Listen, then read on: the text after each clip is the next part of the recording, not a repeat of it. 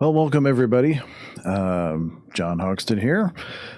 It's been a hot minute since we've seen each other. I know.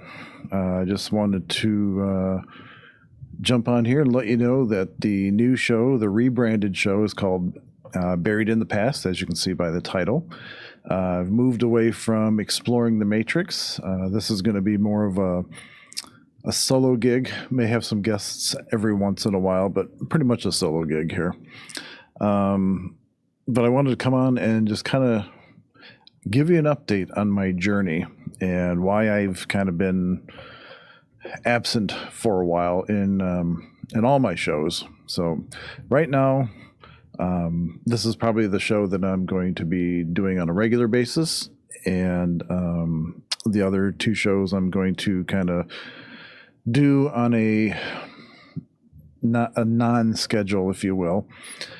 So the idea of Buried in the Past is I want to move away from the exploring the Matrix idea and move on to more of some deep dives into our past and into some narratives that might have been pushed aside or buried.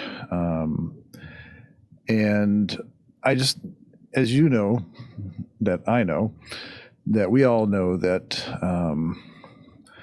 many truths have been hidden from us. And our true timeline, our true past, our true history is starting to take shape. It's starting to breach through the fog of, the haze of modern or contemporary mainstream archaeology and mainstream history institutions. And I don't blame anybody. I think a lot of these people they just go with the flow, and they're not used to questioning things, at least not to the point of ridicule. I think that's where it stops a lot of people. You have a process of, well, you got to go to Harvard, you got to go to Oxford, you got to go whatever, you got to go to this nice institution or this well-known institution, get your degree. If you're going to have any say or any authority in our history. And so I think a lot of people don't push the boundaries of that because they're afraid of ridicule or afraid of losing their street cred in their chosen field, whether it's archaeology or psychology or whatever it is. But over the last couple decades or so, I've had a feeling, a nudging, like a little thing in the back of my head, and I think a lot of you have too. Some of you may not, and after you watch some of my videos, you may not decide that this content is for you, and that's fine. I'm perfectly willing to put myself out there, and I know I'm going to lose some friends, and I know I'm going to lose some followers from the previous show, and I'm good with that. It took me a while to come to grips with that, but I feel like I'm being led to do this research, and I feel like a lot of the stuff keeps falling in my lap, and I need to look at it, and I need to present it.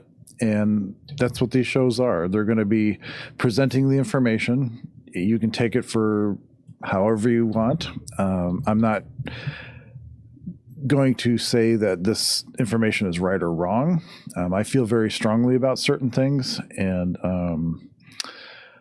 I've changed my opinion on a lot of stuff over the last few years, and I remain open-minded because there's a lot of things that don't make sense unless you accept what you couldn't accept before. And so this particular episode, I'm going to be talking about ancient paleo contact and ancient art.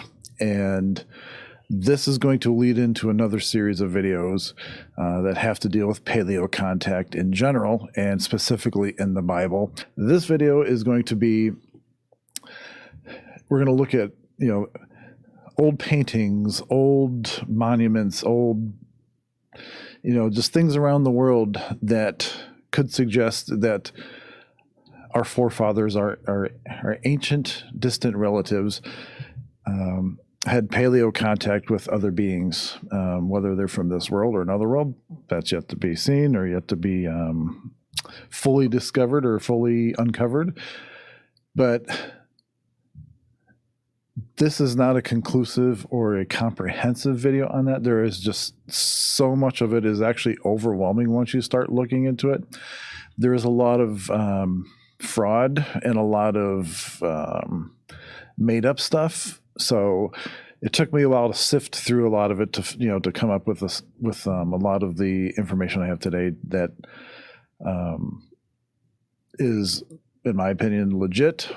And again, I look at multiple sources, and if I can get confirmation from multiple sources, and if it's been around for a long time, like, if it's an established painter, author, whatever, or an actual site in our realm, on our planet, then I'm going to present it. So, but there's a lot. There's just so much to unpack, and this is just a little stepping stone, if you will, a get your foot in the door kind of introductory, look at this. And there are tons of other videos. There's other people that have done this before, maybe not in this format, but so there's a lot of information out there. Don't just take my word for it. Just like I said, do your own research. And but I appreciate you being here. And if you do like the content and you do want to continue to watch the videos and know when the videos come out, by all means, like, subscribe, share, and don't be afraid to comment. I may not engage everybody, but I do read all the comments. And if you have suggestions in the future for other types of videos, by all means, let me know. All right, so let's get going. I've talked enough, at least on that anyway. So, all right.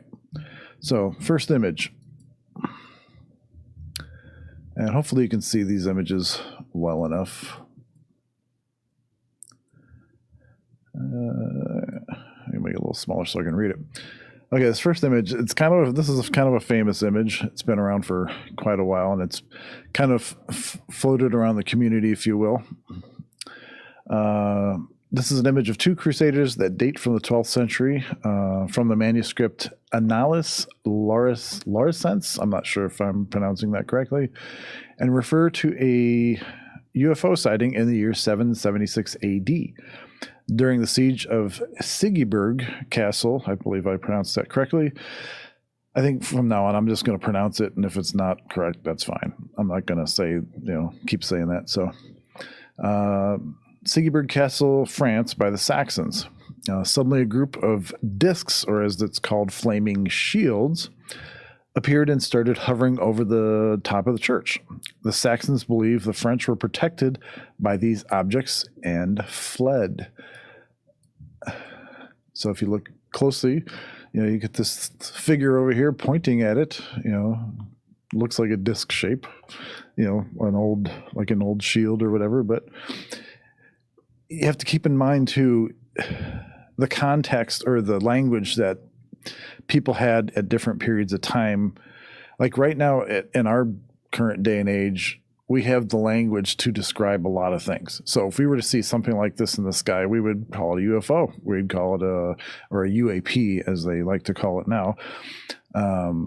If we saw a rocket take off with the rumbling and the fire and that kind of stuff, we would be able to describe it accurately for what it is.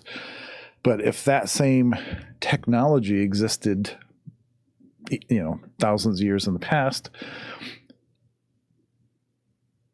ancient man or older civilizations, older times, periods of time, they would not have had the language, to be able to describe it accurately. They would have had to been more speaking metaphors or literal descriptions, so like flying dragons and, thunder of the gods and whirling winds and burning bushes and all this other stuff. So, but as you can see, even this one here, if you can see it, these two, they look like craft. They look like craft. So this is just one image, one example. Again, this is from 776 AD, and I don't know, take it for what you will. But I've always found this image totally fascinating. Here's kind of a famous one as well. Let's see. This is the 1350 crucifixion painting. Visakhi Dakani Monastery. I don't know if I'm, again, it's, so bottom part here is the actual image. You can see the one, for lack of a better word, UFO here and another here. Again, a depiction of the crucifixion. Here's a little closer image or close-up of those two, this one on the right, this one on the left. You can clearly see that there's an image of a being sitting inside of this. Looks like their hands are manipulating controls, or whatever you want to do, call it. Same with this. One's supposedly depicting the moon, and this looks like the sun. Again, but another being looks like manipulating controls. So another example. Again, take it for what you will. I'm just presenting this stuff. You make your own decisions on this. But in almost every culture around the world, life always begins from the sky. There's always beings that come from the sky, and in a lot of time frames, again, history. So we're just uncovering a lot of stuff. Who knows if these timelines are even accurate? If there's missing time in general, and how many sophisticated or advanced cultures in the past, which could be a whole nother video. But anyway, I digress. So make it, take what you will, I guess. So, and a lot of these images, I don't have them all here, but a lot of the ones that I found seem to revolve around religious experiences, or events in the Bible, that kind of thing, or in other religions around the world, especially India. India has a lot of flying machines, vimanas, and a lot of aerial battles with the gods that were witnessed and recorded. Okay, moving on. Adoration of the Magi and Lazzaro Bastiani in the 1470s. This is in Italy. So this is, you see that you got, of course, Baby J and Mom here. You got Mary here. Of course, they're adoring baby Jesus. But up in the sky over here, you also have other beings adoring Jesus.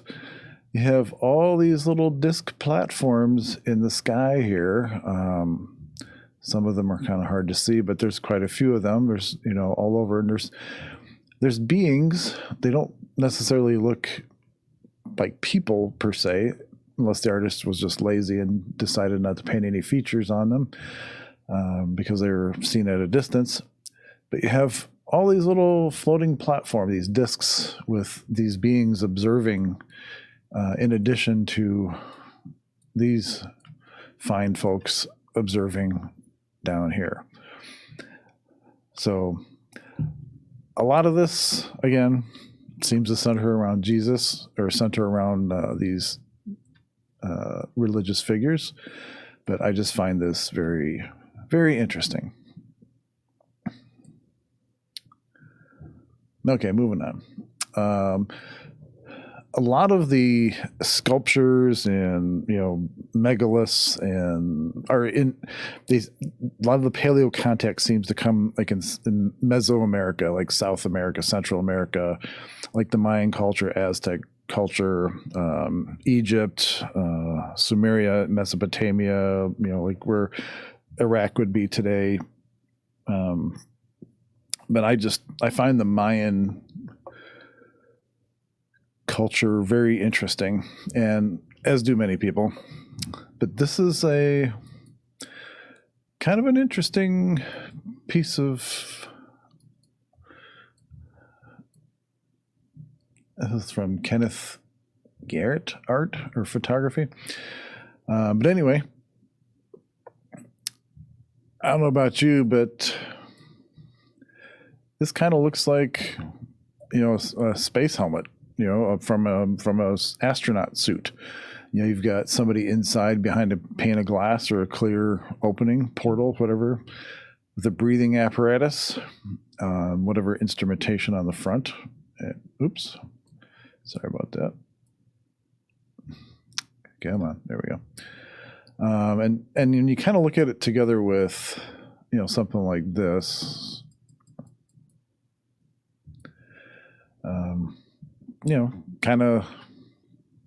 Kind of looks eerily similar.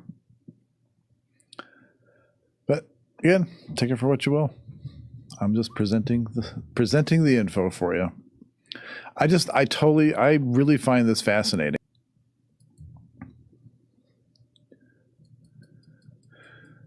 Here's another. I forgot to put where it was from. I want to say it was from South America, but don't quote me on that. But again, looks like a person in a spacesuit. You've got the little, the helmet on. You've got the oxygen pack on the back, and the suit to protect them from the environment. Let me see if I have a comparison here.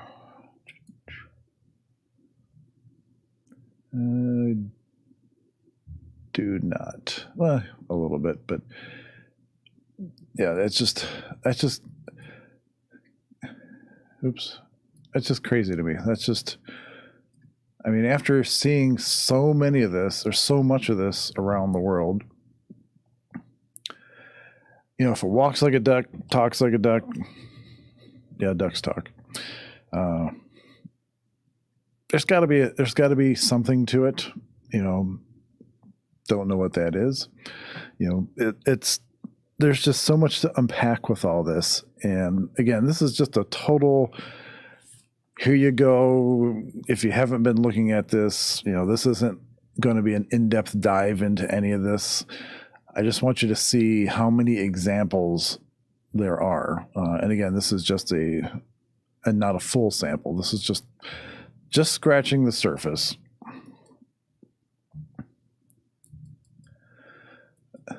This is just kind of a conglomeration graphic. I have some of these images separately down the road, but it's just crazy how many cultures around the world have depictions of astronauts or space people or sky people or space friends. I think that's what the Navajo called them. Space buddies, space friends, I don't know. Not an expert on that. Don't claim to be.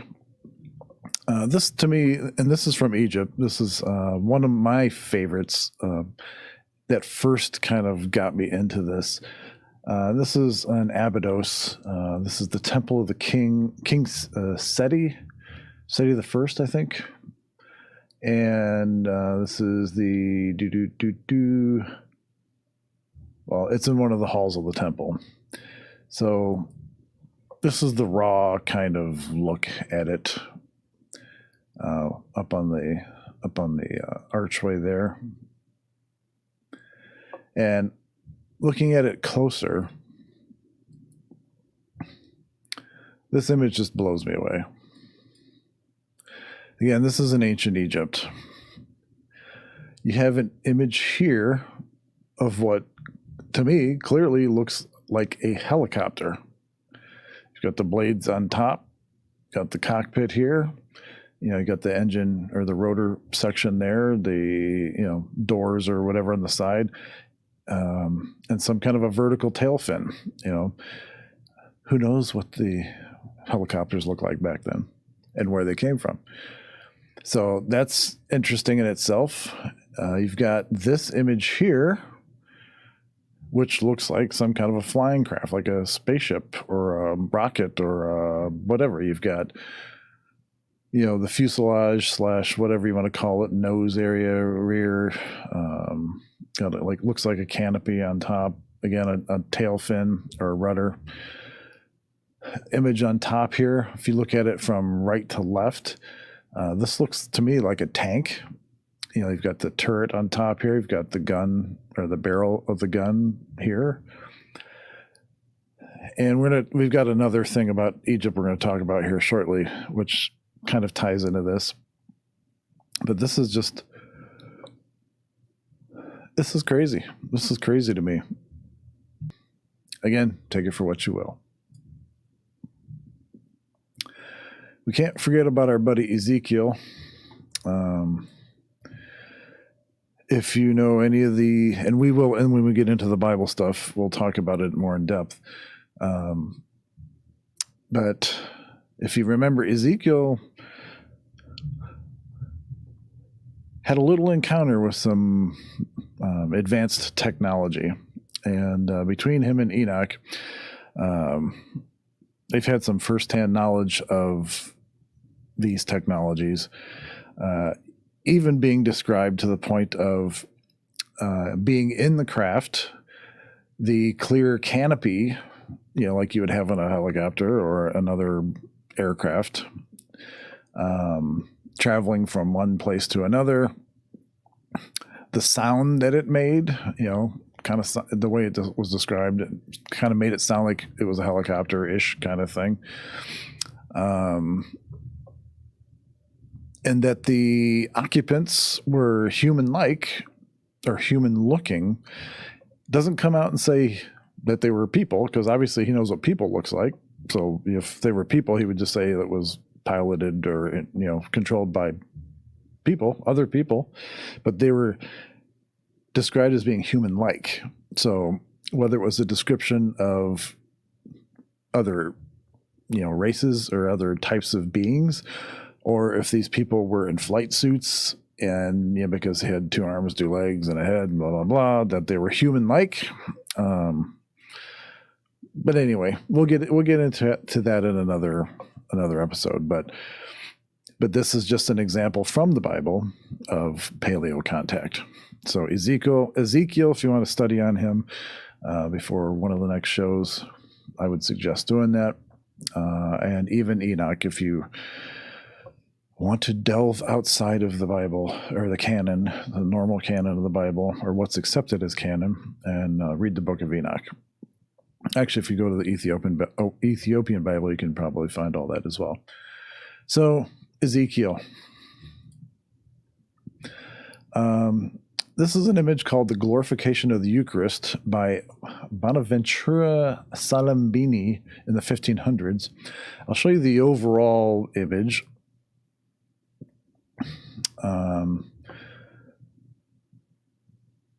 I'd have to read the description to kind of know what it's depicting, but I know that the top is supposed to be depicting the Holy Trinity. So, Father, Son, Holy Spirit, blah, blah, blah. So this is the actual, mural. And if you look a little closer at the top,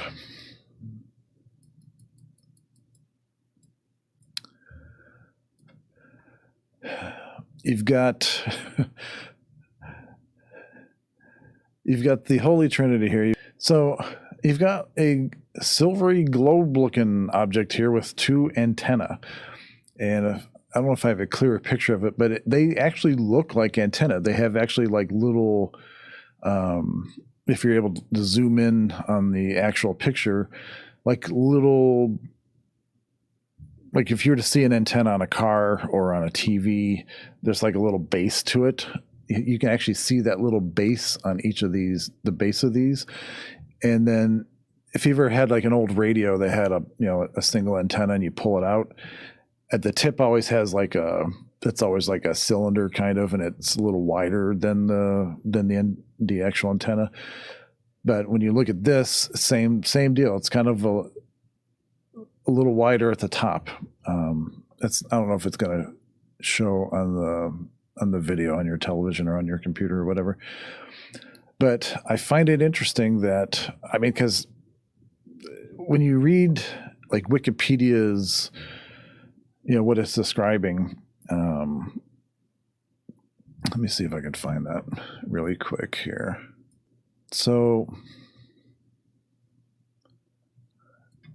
when you read Wikipedia here, and we've all come to love to hate Wikipedia because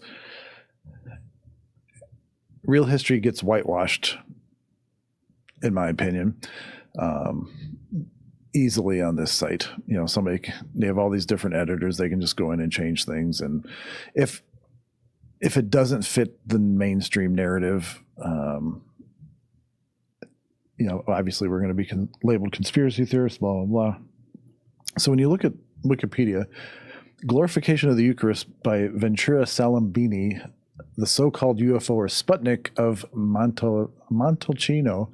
This is actually the name so often used by certain sites to refer to the object represented in the Church of St. Peter in Siena, Italy, painted at the end of the 6th century by Ventura Salimbini. The sphere between the figures of the Holy Trinity is not a UFO. See, it's not. They're telling us. We got to believe it. Wikipedia, definitely not a UFO or not a satellite. That object, painted in many Trinity representations, is a symbol of the creation globe. Didn't realize there was a thing called the creation globe. And this particular painting contains the illustration of the sun and the moon. Okay. All right, Wikipedia. So the creation globe. Creation globe just happens to be, think about it. A lot of these ancient cultures, creation came from the heavens, came from the sky, came from beings that came from the sky. Where do satellites exist? At least as far as we know, in the sky. It's just interesting that it's called a creation globe, because there's the whole big debate. I believe that a lot of people would agree that the Bible actually describes a flat Earth if you subscribe to that, or at least a fishbowl kind of thing, or a realm, not a sphere. So the creation globe is just an interesting thing that gets thrown into this mix. So when you look at this image and you look at this image on the left is actually the Sputnik satellite from Russia. And if you look at the image on the right, the Sputnik satellite has this little, whatever you want to call it on the outside exterior here, like this little protrusion. And there's a little protrusion down here on this creation globe, as Wikipedia calls it. And you can actually see now here, you can kind of see the little bulbous ends to these antenna, and you can see where the antenna fit, or whatever they are, fit into this globe here. I just find it interesting that this image depicts this, and it's called a creation globe. So more on that later. This is a whole nother rabbit hole. I don't have time for in this video. So, but just again, another example of, in my opinion, either out of place artifacts like OOP art is what they called, or paleo contact, involving origin stories. Just interesting, very, very interesting to me. This is a Greek statue. Don't know where it's at.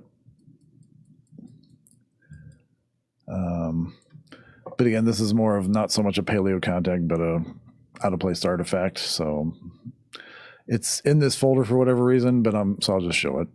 This will be a whole different episode as well.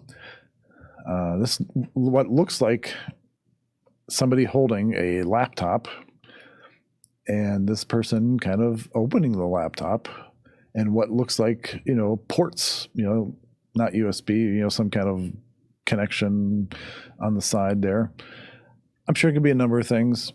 I don't know if it's representing a laptop or not, but I just find this image very interesting. But since it's not paleo contact, we will move on. Guatemala. Guatemalan statue.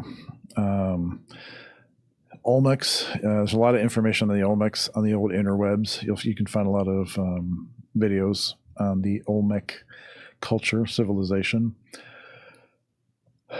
This is, again, another representation of, excuse me, a being, a god, whatever, in a flight suit of some kind, with retracted wings. Geez, throat's getting a little dry. I just find a lot of this, like I said, super interesting that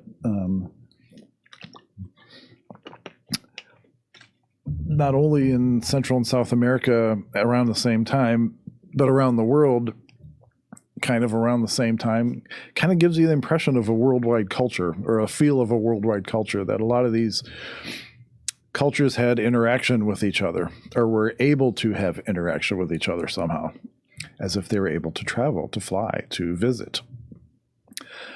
But again, just another statue, in my opinion, looks like it's representing somebody in a spacesuit, a flight suit with wings, retracted wings, I mean, look at all the hover stuff that's happening now with all these people with backpacks and or these jet backpacks and that kind of stuff, and these like Red Bull wings with the rocket packs on the back and that kind of stuff. I mean, look at kind of what we're doing now, and imagine what that kind of stuff would look like to a less advanced culture or civilization. So again, very cool. I believe this image gets thrown around, but I believe it's from Gulliver's Travels. I saw Mr. Wilcock say that it was from something else, but I keep finding it in Gulliver's Travels. I'm trying to see if I have the other image of it here.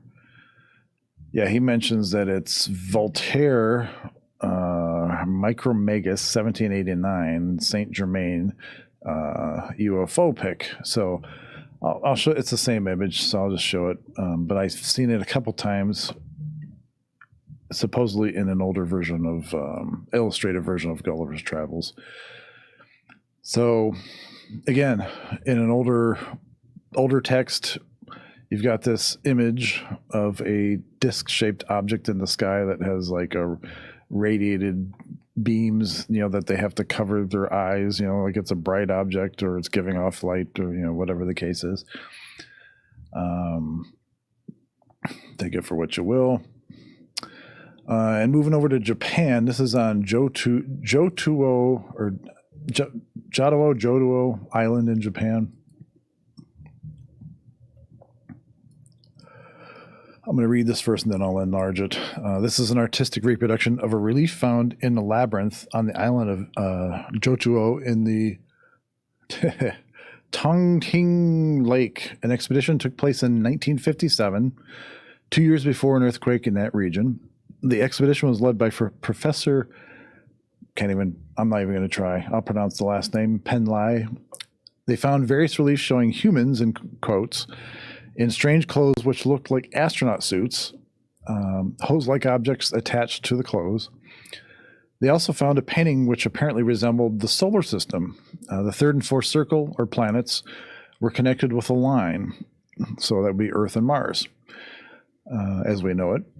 Also, there were 10 planets, excluding the sun as a planet. This connects easily to the theories about Nibiru, Planet X, etc. And we'll get into that in another episode when we talk about ancient Sumerian, Mesopotamia, and that kind of stuff. But when you look at this a little closer, you can see these two humanoid-looking beings on these flying discs. One looks like it's holding a gun, and they have these bubbles around their head, so whether they're, flight suits, with helmets or, whatever the case is. And you have these fine Japanese gentlemen over here. It looks like they're hunting some animals, and it looks like these beings might be either showing them how or helping them out or whatever. But again, this is in Japan. So flying discs, helmets. I don't know if this is a gun, but this looks like a gun here because he looks like he's sighting, like looking his eye over the barrel. He's got his hand on the barrel there. So very, very intriguing. Definitely not a demon. Okay, the next one. Again, another religious reference. Madonna and the Child, St. John, 15th century.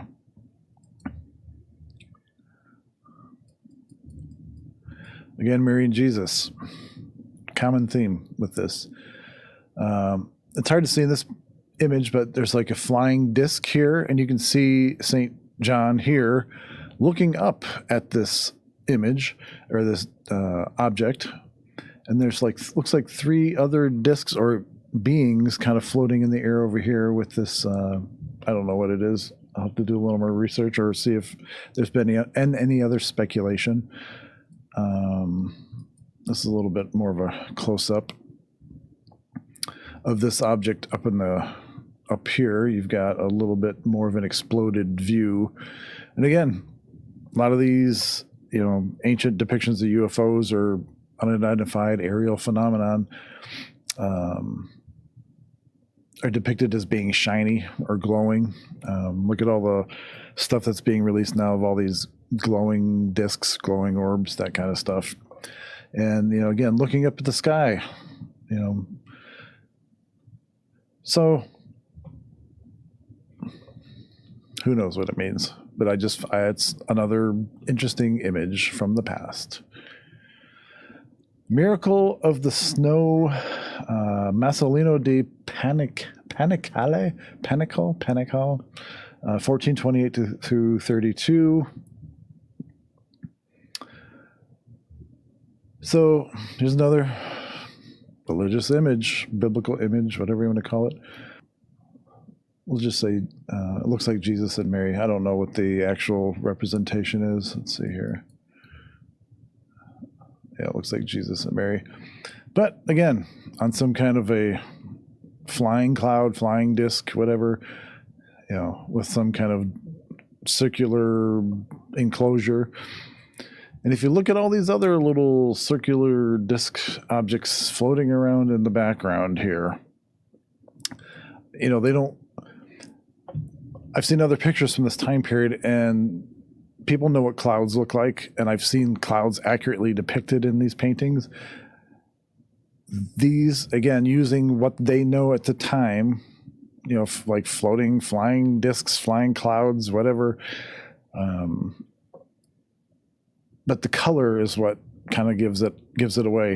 This kind of dark gray, these disc objects, all of these objects floating around. And this particular object that they are sitting in is casting this particular shape on the ground. Take it for what you will, but there is a ton of these objects in the sky. Just questioning here. Again, not trying to make you believe anything that you don't want to believe, just throwing it out there. And I'm already expecting violent reactions to some of this stuff, which is fine.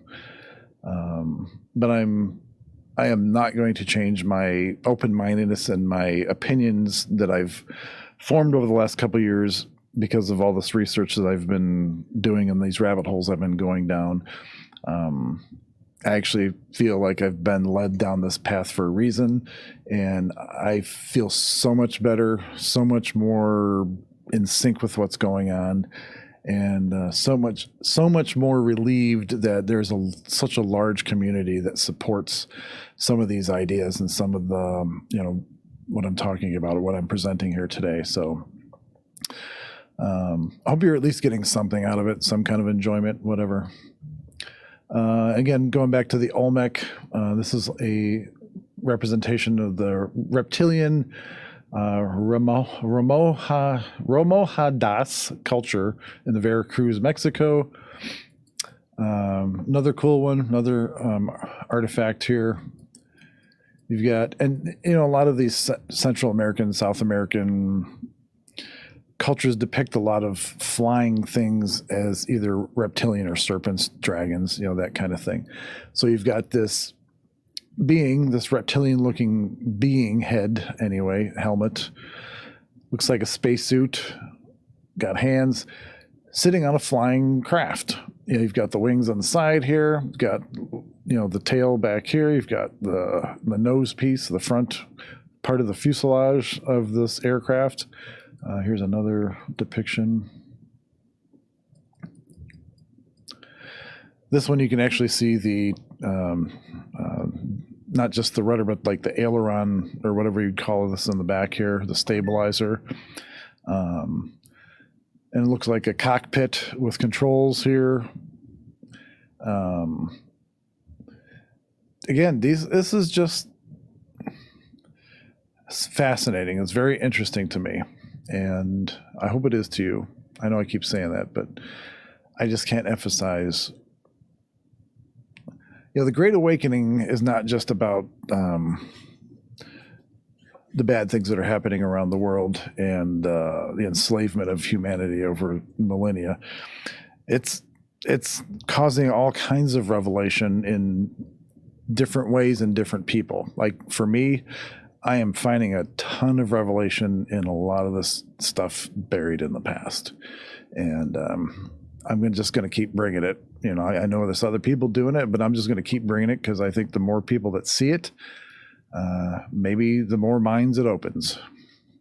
So Lord Pakal in, again, Central America, on his sarcophagus, on his tomb, the lid of his tomb in Palenque, this is one of the most famous images or famous pieces. And if you've ever watched Ancient Aliens or any show like that, you would have seen this. So this is depiction of the lid of his sarcophagus. It may actually be the lid. I'm not sure.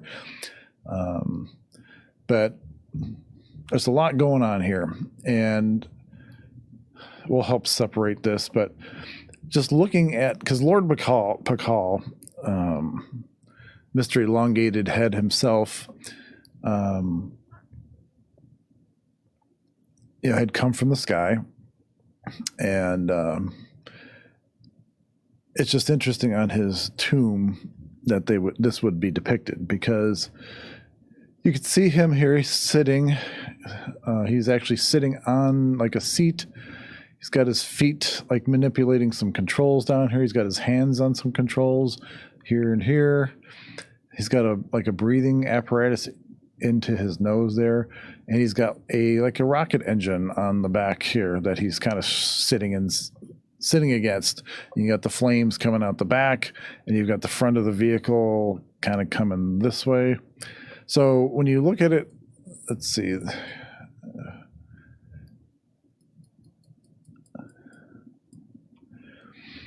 There's images on the internet too that have it, just that area highlighted, so you can actually see it a little bit better. I don't have one of those images here, I don't think. But somebody actually took this and made a three-dimensional model based off of this. And in the three-dimensional model, it makes it look a little clearer as to what's kind of going on here. So if you were to turn it sideways, you would kind of get the same idea as that last picture. But, it looks like Pakal is, sitting on this seat, basically strapped to a rocket, inside a rocket, with a breathing apparatus. Got his hands on some controls, feet on controls, and his little elongated skull there. So take it for what you will. I think I'm going to stop saying that. I'm just going to present it, and that just sounds goofy, so I'm kind of self-correcting here. Sorry. Another pretty famous piece, or pieces, is the Kumbaya artifacts of Colombia, from like 1,000-ish AD, or what they call the Common Era now, I guess. You'll see Georgios Tsoukalos wearing a pin of this. A number of artifacts gold artifacts were uncovered that clearly depict flying machines. This image here is probably the most famous because it's the one of the nicest looking and clearest ones of a delta wing shaped aircraft. You have the canopy, cockpit, whatever, fuselage, the delta wings, again, the rear aileron stabilizer, and rudder. And, a lot of people kind of, the naysayers, it's representing an insect or a bug or a bird or whatever. There are no birds or insects that have this vertical rudder like an aircraft does. If you look at any aircraft, modern aircraft, whether it's a small plane or a jet, they have rudders, these vertical rudders. If you look at the tail feathers of a bird, they're flat. They're not like this. They're flat. So where did they get the idea for this? So they must have seen it. It must have made a big enough impression for them to make these objects, or to make a representation of these objects in the best way that they could describe them. To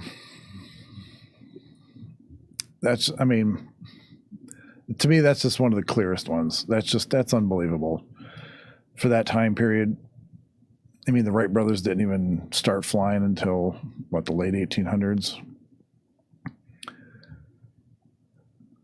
So how did they get the idea that there were flying machines flying around?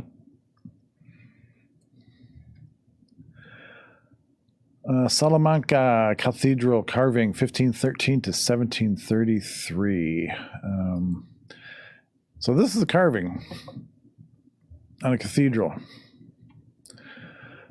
of somebody, to me, clearly in a spacesuit with their, little, whatever they call those units that control their vital functions, that kind of stuff, holding some kind of like an umbilical cord, like you'd see like on a spacewalk or something. And you can clearly see the treads on the bottoms of these boots. And if you look at like Apollo mission spacesuits and look at the boots and the footprints left on the moon, they look like the bottoms of these boots here. So here's another couple images of that.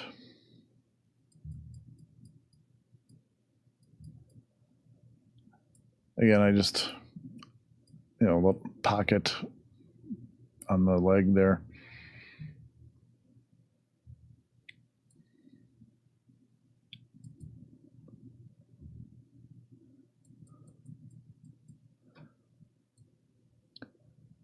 So I don't know if this is a different part of the church, or if, because the other images, this leaf here kind of comes over, unless they fixed it or something.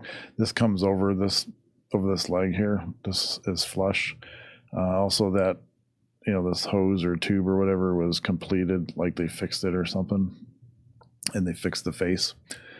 So interesting, just interesting. Not a demon. All right, going back to Egypt, this is the Saqqara Egyptian bird glider. They call it the bird glider anyway, because it was found with a bunch of other objects. And so that Kambaya jet that I just showed, that gold piece, that and this were made into three-dimensional functioning objects. So somebody took this and made it into a full a glider that actually worked. They put it in a wind tunnel and it was aerodynamic. Same with that glider. They actually made a little flying glider out of that exact design of the last image. And you could find that on the old interwebs. But again, a lot of people mainstream archaeology jumped on the bandwagon. Yep, this is just a wood carving or a wood representation of a bird. Again, show me a bird that has a vertical rudder. This is made or designed for flight, or a representation of something that existed that flew. So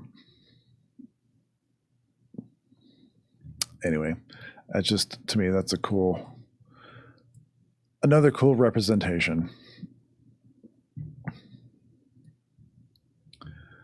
I think these are some of the original images back from the day.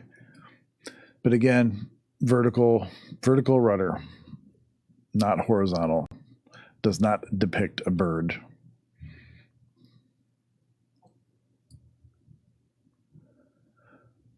Okay, so Sago Canyon in Utah. If you don't know anything about the Anasazi, the Native American Anasazi, they're a fascinating group to study. So if you want to learn more about them, maybe we'll do a show on it. But fascinating. Just they're a fascinating culture. If you ever watch the X-Files, the Anasazi were kind of mentioned a couple times in a couple of the episodes by Mulder. But if you look at these cave paintings or wall art, whatever, I don't know if they're actually in caves, of the sky people, sky friends, whatever they're called. Sorry I didn't take the extra minute to check that out. I just wanted to get these images in the folder, but something to that effect. Sky Brothers. Again, kind of looks spacesuity, big eyes, antenna or whatever you want to call it off the top of the head here. Just interesting to me, these representations here. Here's a little wider view of that. And it actually shows a few more of these beings or creatures. You've got one down here. You've got 1, 2, possibly 3, 4. Actually, this might actually be something radiating light or something. Just interesting looking.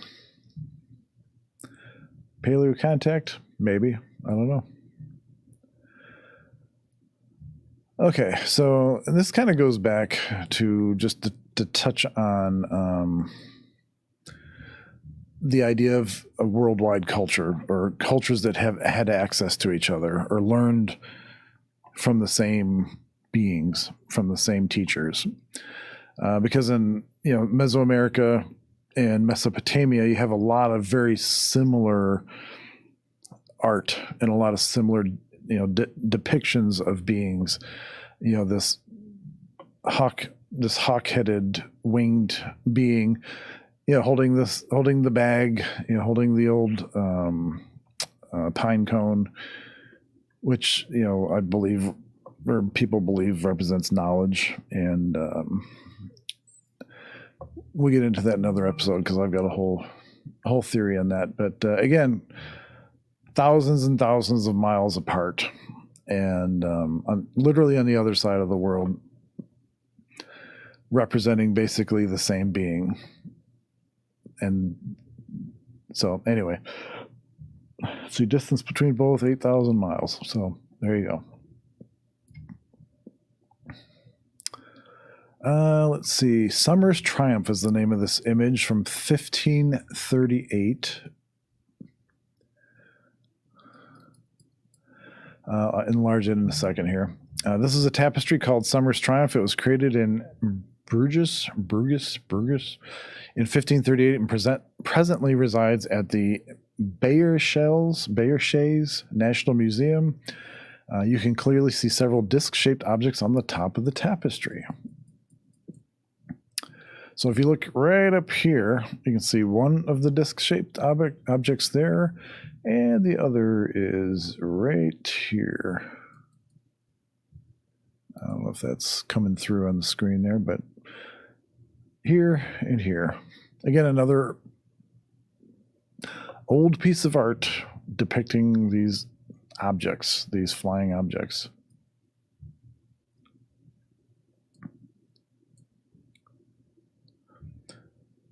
This is just this is the same image. I don't know if it will enlarge better. Let's see here. No, looks pretty much the same. So you get the idea. Here and here.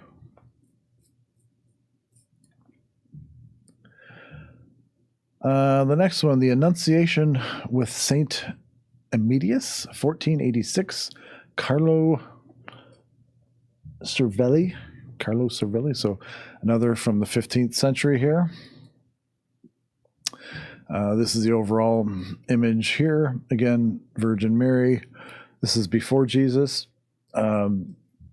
Speculation, again, from what we call the ancient astronaut theorists.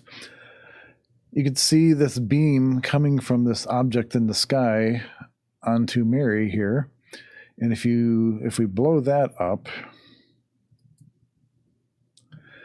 you can see again this circular disc-shaped object shining down some kind of beam or light. So a disc-shaped object in the sky. You can see clouds clearly represented in this image, and then you have a clearly defined disc-shaped object shining a beam down onto the Virgin Mary. Next one. Let's see, Baptism of Christ, 1710. Painting by Aert de Gelder. Tom Hill canvas? I don't know. This might have been a reproduction of another image. So if you look at this image, Baptism of Christ,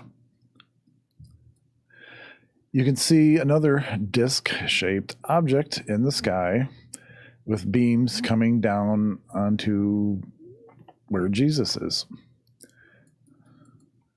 Yeah, you can kind of, I don't know if it's just me, but that's, I can't misrepresent that as not being a disc.